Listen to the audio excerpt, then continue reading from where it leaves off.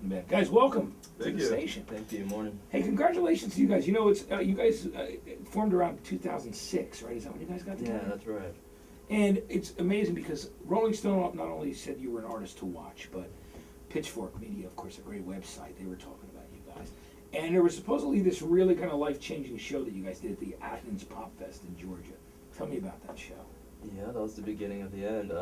It's this really cute little festival in Athens called Pop Fest, and basically our friend back home bullied us into playing it. We played like 2 in the afternoon. It was really small, but cool bar.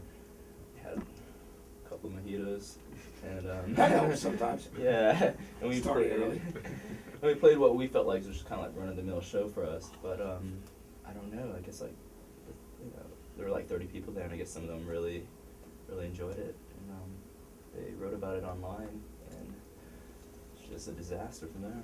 Now tell me about that. I mean, because it was just a really unbelievable viral situation that took place with fans. Tell us about that. Tell our listeners about it. Yeah, well, as Reggie said, there were some bloggers in the audience of the show, and I guess they had kind of relatively small blogs, you know, kind of low traffic, but it just kind of snowballed, and it ended up, you know, crossing the Atlantic, and the UK caught on.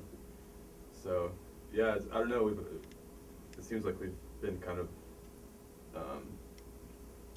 we're kind of seen as a model of, you know, what the internet can do for a band or something. Yeah, I mean, you're I guess definitely there's that. some truth to it. And there's also kind of, it's like the old story, but you know, bands like Blondie in the late 70s became big in the UK first, and then went over there and became big, and then came back to the States, and things caught on in that way. Yeah. It just seems kind of ass backwards, but I always kind of secretly hoped that would happen to us. So, like my wildest imagination. Yeah.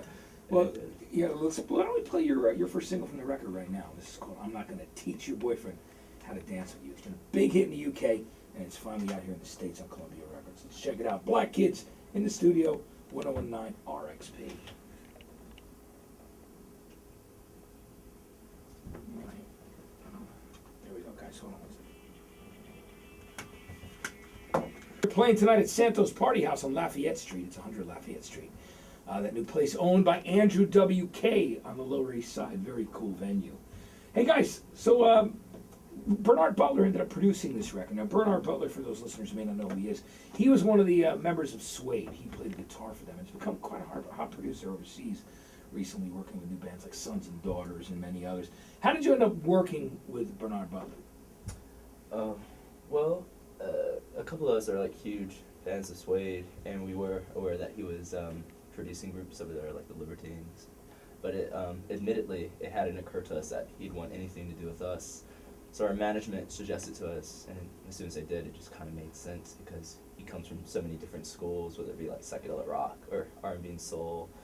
So Yeah, he's worked on it from every angle there. yeah, so it was a good match. What kind of stuff do you guys listen to? Because, I mean, obviously you've heard, Reggie, those comparisons to your voice to Robert Smith's. I mean, there's been those Cure comparisons in the press a bit. But what things do you guys listen to? Reggie, you first. I guess like a lot of the stuff that you would expect us to listen to, like New Order and the Smiths.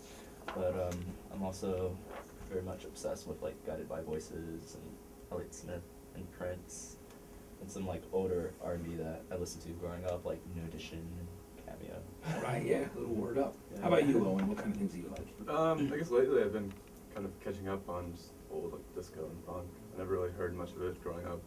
My parents listened exclusively to Jimmy Buffett, so There you I go. have some large gaps in my pop music knowledge. Well, that's one of the fun things you get to do now, though, when you guys are on tour. You can take that extra time you have in between going from venue to venue or on the road, just you know, immersing yourself in other music, Yeah, yeah. which is really cool. You know, I want to say that you guys are playing tonight at Santos Party House. It's just great to have you guys come by here, and we'd like you to come by and see us again. One quick question again is the American Teen soundtrack, which is this new movie that's doing a limited opening first, but it's going to be everywhere soon. You guys, that song we just heard, which is the single, is the theme song for the movie. Tell me how that came about. Wow, how did that come about? I don't know. Don't really remember, but we did actually get a chance to see the movie, and it's really good. I think I caught Reggie kind of tearing up at the end. Yeah, it is it's really an entertaining film. I mean, if you've ever been a teenager, you're just gonna be like, oh, good God, what is going on. It's so severe and crucial at times, but you should definitely watch it. Yeah, well, we've all been teenagers. Yeah. One time or another. It might have been a while. But Some we people definitely have skip. been. Which you wonder why. Why would you skip being a teenager? You gotta go through it. It could You be get to be misery. an adult. You actually do. Hey guys, I want to thank you for coming by. It's great to have you. You're playing tonight. Everybody should go down and check them out tonight if you're in town. Black Kids at Santos Party House. Reggie Owen, it was really nice to have you guys here. Wow. Also, pick up their new album, which is called Party Traumatic. It's out in stores. And one really quick thing. Did you guys play Letterman last night? Yes, we did. How did that go? How did you like that experience? It was amazing. Surreal. Yeah, it was really great. Did you get the calls from your family saying, hey, we saw you. It was Oh, a yeah, big oh, deal yeah. for everybody down in Yeah. Jacksonville? I got an angry call from my dad because I forgot to tell them that we were playing. You did. He's like, well, you know what? That's the one thing you can always get a tape of the show. Yeah. All right, thanks for coming by, guys. Black Kids in the studio right here at RXP 1019, and right now.